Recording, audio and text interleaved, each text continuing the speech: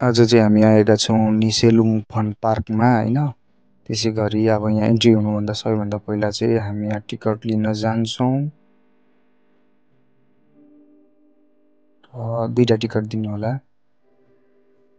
र यहाँबाट टिकट लिएर हामी चाहिँ भित्र गइसकेपछि सट्ट लाएर होइन सबै भित्रको कस्तो छ भन्ने कुरा चाहिँ हामी देखाउँछौँ। इन्ट्रीकै जुन काउन्टर वाल छ त्यसमा चाहिँ दामी आर्ट गरिएको छ होइन, हेर्न सक्नुहुन्छ। आर्ट गर्ने आर्टिस्टलाई चाहिँ मान्नै पर्छ होइन, एउटा कला हो।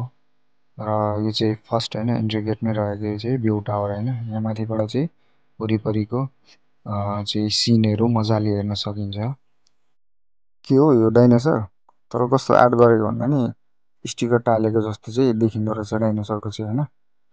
र भित्र चाहिँ यो फिल्डहरू होइन, यसमा पनि मूर्ति सुर्तिहरू चाहिँ चट्ट लाएर होइन अलिक हुन्छ नि आर्टहरू पनि राम्रै गरेको छ होइन। लुक्स वाइज चाहिँ अब भरिसक डेकोरेसन गरेर राम्रो बनाउनु खोजेको छ। र यो उसमा चाहिँ सरस्वतीको मूर्ति देखिहाल्नु भयो। र मेन यहाँको फोकस भनेको चाहिँ यही उल्टो घर, यही उल्टो घरले चाहिँ यहाँनिर चाहिँ मान्छेहरूलाई होइन हेर्न आउँछन्। घुम्ने मान्छेहरू धेरै नै आउनुको कारण चाहिँ यही उल्टो घर रहेको छ। र यहाँ उल्टो घर मात्र नभएर यो घर उल्टो हुँदाखेरि जसरी हाम्रो पार्किङहरू हुन्छ सबै थोक हुन्छ, त्यो कुराहरूलाई चाहिँ जस्ट उल्टो गरेर मुनिपट्टि चाहिँ छत होइन र माथिपट्टि चाहिँ ठिक अपोजिट साइडमा चाहिँ सबै सामानहरूलाई चाहिँ डेकोरेसन गरिएको छ। बाहिरको उल्टो त सबै हेरिहाल्नु भयो, गाडी पार्किङको ठाउँ पनि उल्टो छ, गाडी नै उल्टो छ, छत टिनै उल्टो छ होइन। अब भित्र के उल्टो छ भन्ने कुरा चाहिँ हामी भित्रै गएर चाहिँ तपाईँलाई देखाउँछौँ होइन।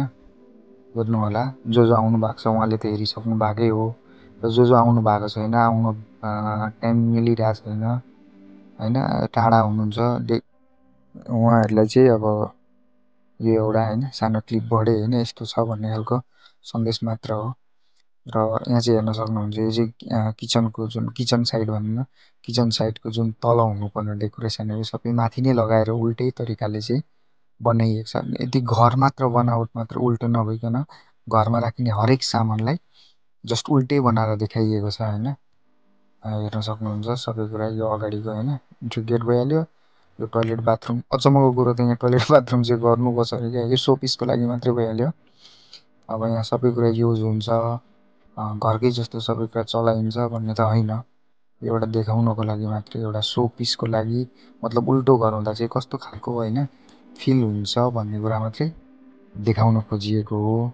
र देख्न सक्नुहुन्छ बेडहरू पनि सबै उल्टै छ, तर सायद यो काटीसाटी क्लिप गरेर पनि होला, त्यही भएर पनि नझरेको सायद कसरी गरेको छ होइन, यो गर्ने मान्छेलाई नै थाहा होला। र यो टिभी पनि हेर्न सक्नुहुन्छ उल्टै राखिएको छ, सबै कुरा चाहिँ वायरिङ पनि उल्टै होइन। तपाईँको प्लगहरू जुन हामी मल्टी प्लगहरू सकेट पावरहरू युज गरिन्छ त्यो तल हुन्छ, यो सबै माथि नै लगेर सेम टु सेम डिक्टो सुल्टो घरलाई उल्टो बनाउँदा कस्तो हुन्छ भन्ने कुरा देखाइएको छ। र यो चाहिँ तपाईँको जसले यो प्लान गर्नुभयो उहाँले चाहिँ यो बाहिर होइन कुन सायद कुन कन्ट्री भन्दै हुनुहुन्थ्यो, उहाँको चाहिँ उल्टो घर देखेको कारणले त्यसैको आधारमा चाहिँ यहाँ नेपालमा पनि पहिलो उल्टो घर उहाँहरूले यहाँ बनाउने डिजाइन गर्नुभएको रहेछ। वरिपरिको सेन्टर पारेर चाहिँ बिचमा वाटरफल राखिएको छ होइन। र अरू गार्डनरहरू होइन, अरू तपाईँको चाहिँ पार्कहरू चाहिँको लागि स्पेस चाहिँ यता बन्दैछ। आजको लागि भिडियो यति नै भइहाल्यो। तपाईँहरूलाई हाम्रो भिडियो कस्तो लाग्छ लाइक, सेयर, सब्सक्राइब र कमेन्ट गर्न भने नबिर्सिनु होला।